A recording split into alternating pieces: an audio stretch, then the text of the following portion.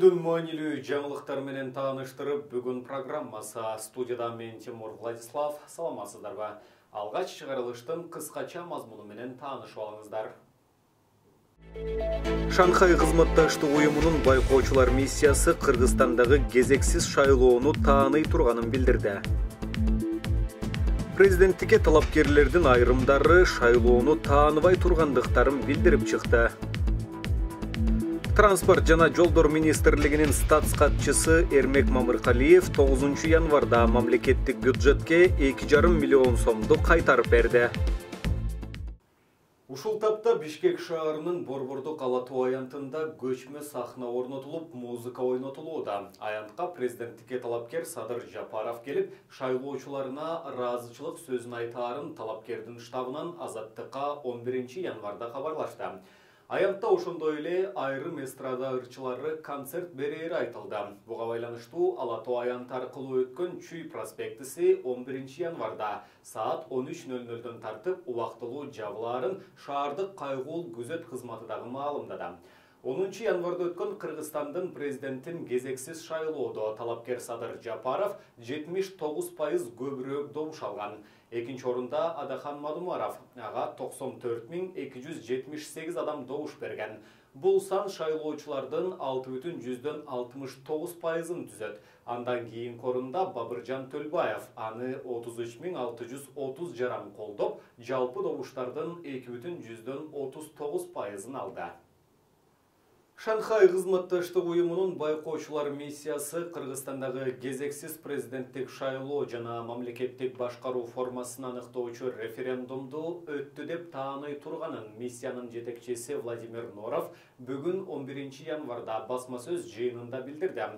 Шанхай кызматташтык уюмунун байкоочулар миссиясы Кыргызстандагы кезексиз президенттик шайлоого жана мамлекеттик башкаруу формасын тандоочу референдумга даярдык учурунан тартып, добуш берүү аяктаганча көз салды.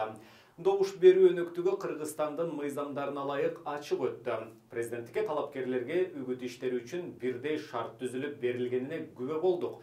Миссия Кыргызстанда шайлоо ачык, акыйкат жана легитимдүү өттү деп эсептейт. Шанхай кызматташтык уюмунун өкүлү байкоочулар миссиясы тарабынан мыйзам бузуу катталбаганын кошумчалады. Миссиянын башка мүчөлөрү дагы жетекчисинин сөзүн кубатташты. Президенттикке талапкер Курсан Асанов 10 январда өткөн кезексиз президенттик шайлоо жана башкаруу тартибин аныктаган референдумдун жыйынтыгы менен макул эмес экенин билдирди.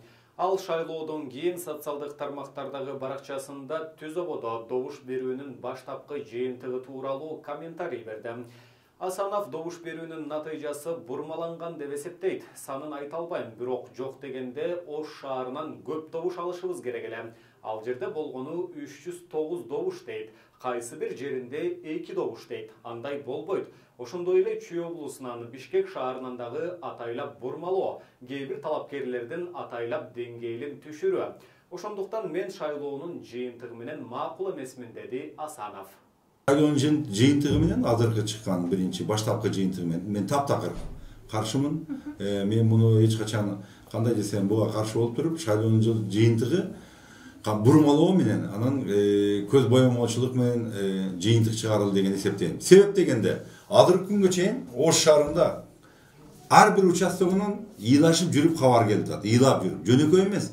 Мен айтайын, ал жерде мен башка талапкерлерге айта албайм. Өзүм жөнүндө жооп берсем, мен бардык жерде агитаторлорду алганбыз. Алар өзүнүн каалоосу менен жүрөт, өздөрү менен чуркап жүрөт. Жок дегенде Ош шаарынан болбоду дегенде мен билбейм. Цифраны айта албайм, мен өтө көптөгөн голос алышыбыз керек эле.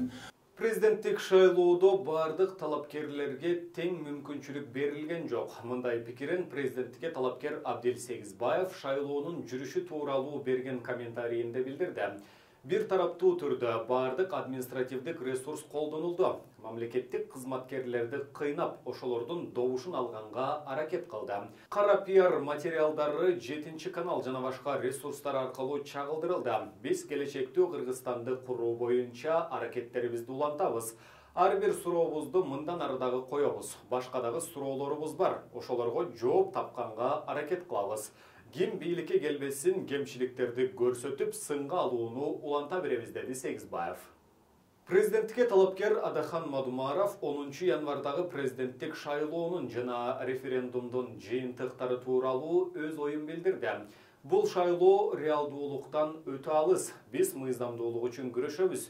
Башка талапкерлер менен кезигип, алар менен бирге бир чечимге келебиз. Бир талапкерге 700 миңдей адамдын добуш бериши чындыкка жатпайт. Мен митинг аркылуу укугумду коргобойм. Мыйзамдуу жол менен гана чындыкка жетем, деди.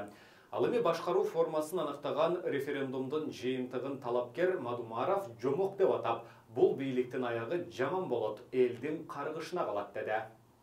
Транспорт жана жолдор министрлигинин статс катчысы Эрмек Мамыркалиев 9 январда мамлекеттик бюджетке 2,5 миллион сомду кайтарып берди. Бул тууралуу экономикалык кылмыштарга каршы күрөшүү кызматы кабарлады.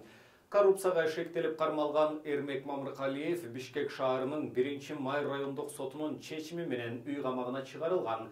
Финансы полициясынын маалыматы боюнча Мамыркалиев Бишкек-Ош-Уна жолунун мамлекеттик дирекциясы тарабынан жасалып келген коррупциялык схемага тиешеси бар деп айыпталган.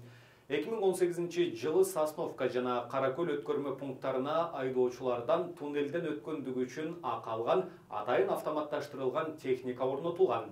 Бирок дирекциянын айрым кызматкерлери бир топ убакыттан бери айдоочулардан көрсөтүлгөн тариф боюнча акча алып турушкандагы, системадагы маалыматтарды алмаштырып коюшкан. Ортодогу ири суммадагы акчаны өздөрүнө ыйгарып алган. Бул иштер транспорт жана жол министрлигинин жетекчилигинин калгалоосу менен жасалып келген. Алардын мамлекетке келтирген чыгымы 20 миллион сомду түзөөрү айтылган. Мамлекеттик бюджетке 16 миллион сомдон ашыгы кайтарылары дагы маалымдалган.